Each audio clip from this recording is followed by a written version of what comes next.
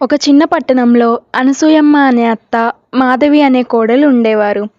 వీరి మధ్య ఎప్పుడూ చిన్న చిన్న గొడవలు జరుగుతానే ఉంటాయి. మాధవి, నీకే పని చేయడం రాదా?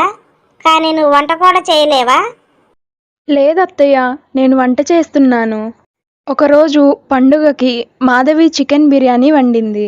అనసూయమ్మ మాధవి వండిన చికెన్ బిర్యానీ రుచి చూసి ఆశ్చర్యపోయింది. అరే, ఎంత రుచిగా ఉంది ఇది!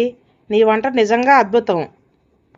ధన్యవాదాలు అత్తయ్య, ఇది నా స్పెషల్ రెసిపీ. ఇంటి పరిస్థితి బాగోలేక మాధవి ఒక ఆలోచన చెప్పింది. అత్తయ్య, మనం వీధి చివరన ఒక చికెన్ బిర్యానీ స్టాల్ పెట్టుకుందాము. నేను వంట చేస్తాను, మీరు చూసుకుంటారు. బంధువులు ఏమనుకుంటారు? అత్తాకోడలు బిర్యానీ అమ్ముకుంటున్నారు అని అనుకుంటారు కదా. జనం ఏమన్నా మనకేమవుతుంది అత్తయ్య, మనం సంతోషంగా ఉండాలి, అదే ముఖ్యం. నువ్వు చెప్పింది నిజమే. సరే, ప్రయత్నిద్దాం. మొదటి రోజు 10 ప్లేట్లు మాత్రమే అమ్ముతారు. కానీ బిర్యానీ రుచి బాగుండడంతో రోజు రోజుకి కస్టమర్లు పెరుగుతారు. మాధవి, చూడు ఎంతమంది వచ్చారో. అవునత్తయ్య, మన కల నిజమవుతోంది.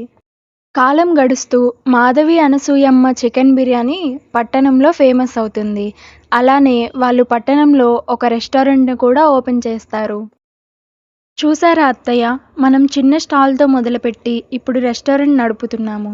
అలానే డబ్బు కూడా సంపాదిస్తున్నాము. అవును మాధవి, నువ్వు చెప్పిందంతా నాకు కలలా ఉంది.